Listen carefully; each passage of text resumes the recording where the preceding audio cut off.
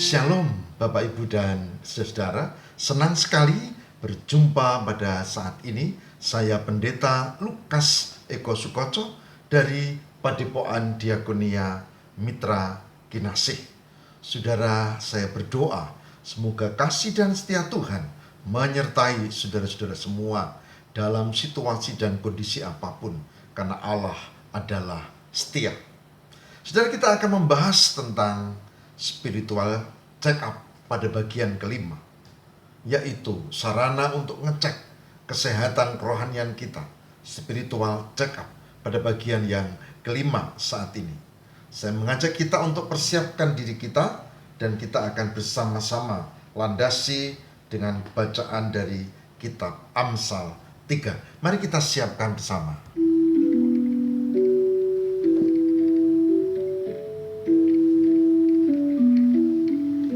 Amsal pasal 3 ayat 27 sampai dengan 33. Amsal pasal 3 ayat 27 sampai dengan 33. Demikianlah firman Tuhan. Anjuran untuk berbuat baik. Janganlah menahan kebaikan daripada orang-orang yang berhak menerimanya.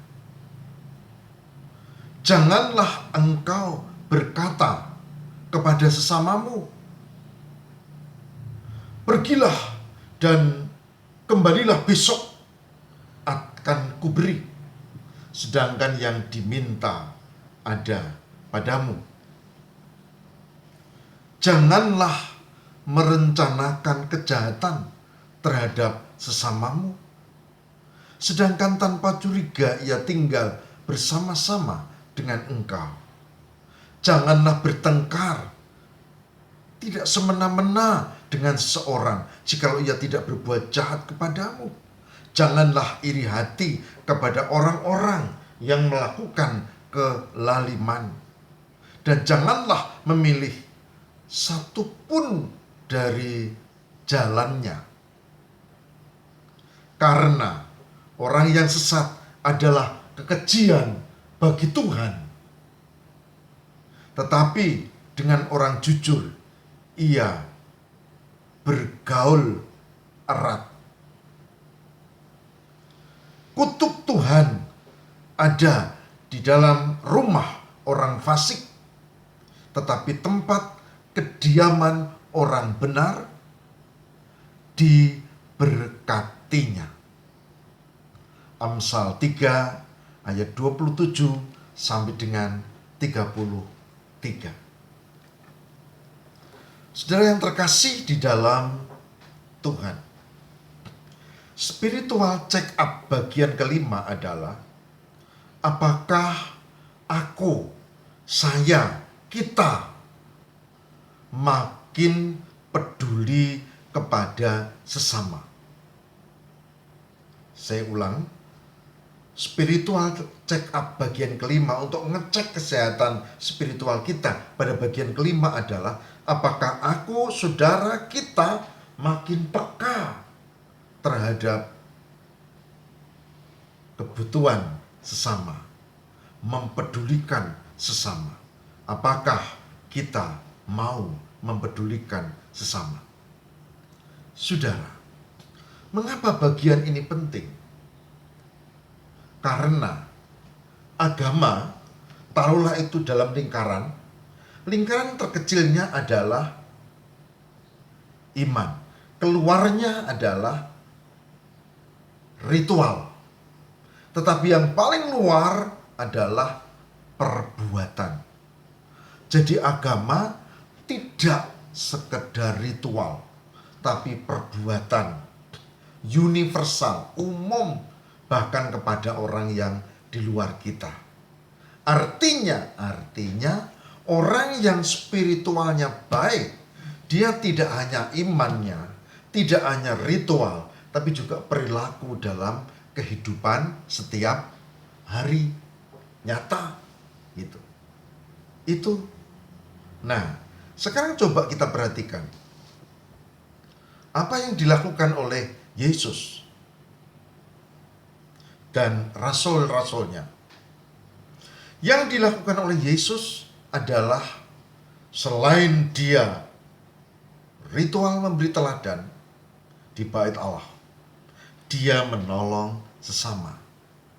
Coba pertanyaannya, apa mujizat yang pertama-tama dilakukan oleh Yesus? Apakah di rumah ibadah dia memimpin sebuah ritual lalu terjadi sesuatu yang istimewa? Tidak. Mujizat yang pertama terjadi justru di Kana, di tempat orang yang sedang punya hajat pernikahan. Kita sudah tahu cerita ini, bukan? Yesus diundang ke pesta pernikahan, dan sesuai dengan tradisi di sana, tradisinya adalah ada anggur terbaik menjadi suguhan utama, tapi ternyata habis. Dan orang sudah mulai bingung karena pesta belum selesai. Yesus didekati oleh ibundanya Maria dan berkata mereka kehabisan anggur. Dan Yesus menjawab, apa maksudnya ibu? Saatku belum sampai. Dan dia meminta kepada orang-orang muda yang menolongnya, isi ini tempayan-tempayan ini, tempayan untuk menyimpan air. Mereka tentu bingung, ini sedang sibuk cari solusi, anggurnya habis malah suruh ngisi. Tapi ya udah, memang dia kerjaannya membantu, apa ini orang yang punya hajat, diisi saja. Dan selesai diisi, udah. Coba icipi. Mereka terkejut. Bagaimana mungkin? Ini barusan diisi tempayan ini, malah suruh nyiduk, suruh ngicipi. Lalu Yesus berkata, coba bawa ke ketua panitia, katanya. Ya, pamagawainya itu. Dan kemudian mereka ngicipi, kemudian dibawa, dan ketua panitia kalau zaman sekarang gitu ya, itu yang mengatur pesta itu terkejut. Loh, ini malah masih ada anggur yang paling enak. Dia tidak tahu kalau itu air yang sudah dibuat mujizat oleh Yesus menjadi anggur. Tapi para pelayan yang ngusungi, yang ngangsu, yang mengisi tempayan itu tahu itu bahwa anggurnya mengudah habis. Dan ini tempayan buat air diisi, ternyata jadi anggur yang enak. Dan pesta kembali berjalan. Tahu? Mujizat yang pertama justru kebutuhan jasmani. Tetapi juga mujizat yang pertama ini menunjuk pada hal yang penting tentang relasi. Mujizat yang pertama tidak hanya relasi, tidak hanya jasmani, tapi ini juga spiritual. Karena orang akhirnya tahu, dan oh ini berarti Tuhan menolong melalui Yesus Kristus Isa Al-Masih alaihi salam, pembawa damai sejahtera. Dan dia membawa damai sejahtera. Damai sejahteranya, orang yang lagi mantu, kehabisan suguhan, ya dapat suguhan. Damai sejahtera, orang yang lagi sakit, ya dapat kesembuhan. Kan gitu. Damai sejahtera bagi orang yang sedang berlayar, lalu ada ombak yang luar biasa, piu, piu, piu, mereka gitu. Ya ombaknya tenang. Yesus bersama dengan para muridnya, dan dia berdiri, diamlah. Dan gelombang itu menjadi tenang. Saudara tahu, satu-satunya nabi yang memiliki mujizat yang sesungguhnya atas alam, Yesus. Bahkan orang mati dihidupkan, Yesus. Kerasukan setan, Yesus juga. Bahkan pesta pernikahan, air menjadi anggur, itu terjadi. Saudara baca di Injil Yohanes.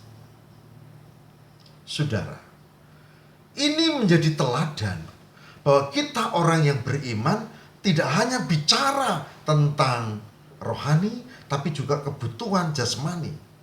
Ini menjadi teladan bahwa kita harus peka terhadap kebutuhan sesama dan mau menolong.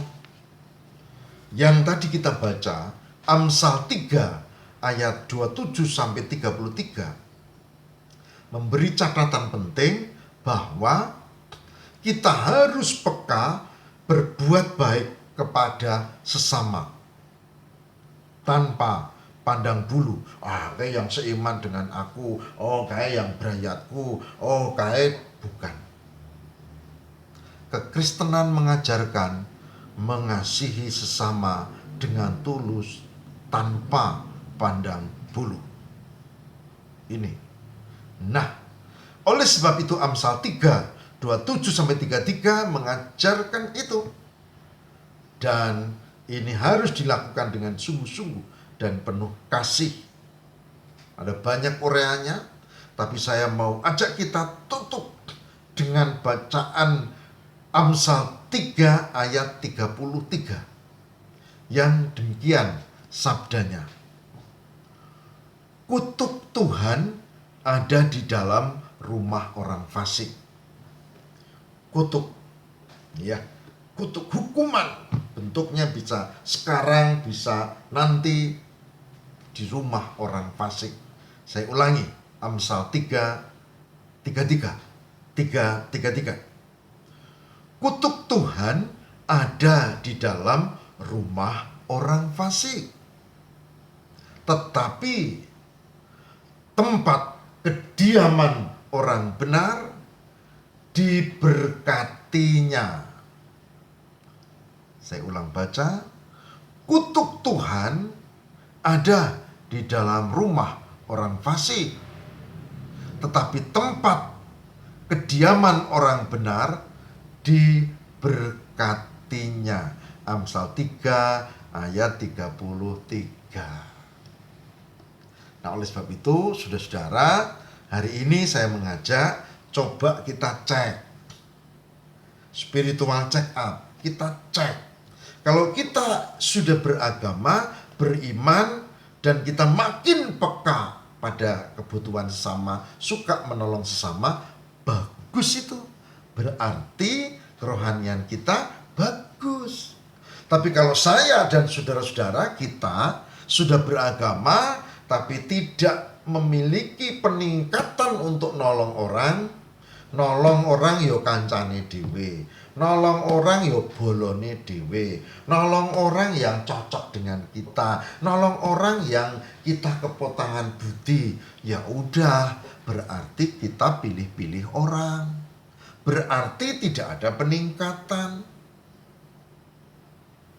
Bahkan kadang-kadang dalam satu pertemuan, baik itu di kebaktian atau di rumah atau di mana, saya sering amati orang itu duduk aja pilih-pilih.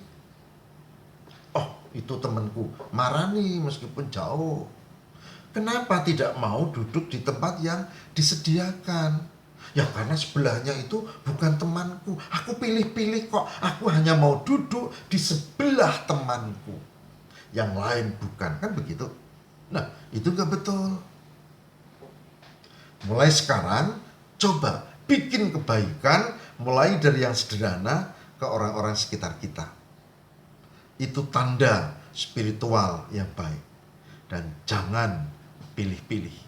Cobalah belajar untuk peka pada kebutuhan sesama. Yesus mengajarkan itu. Kita melakukan seberapa yang kita mampu. Dan dengan tulus. Tuhan memberkati. Amin. Mari kita berdoa. Tuhan, berkatilah supaya kami mampu untuk hidup dalam kebenaran, supaya kami memiliki kerohanian yang baik dengan berbuat baik kepada sesama, peduli kepada sesama. Terima kasih Tuhan, tolonglah kami supaya kami mampu melakukannya.